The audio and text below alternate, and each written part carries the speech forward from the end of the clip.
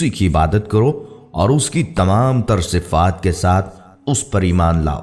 آپ صلی اللہ علیہ وسلم کا دنیا میں آنا اور خاص طور پر عرب کی سرزمین پر آنا جیسے روشنیوں کی نوید تھی۔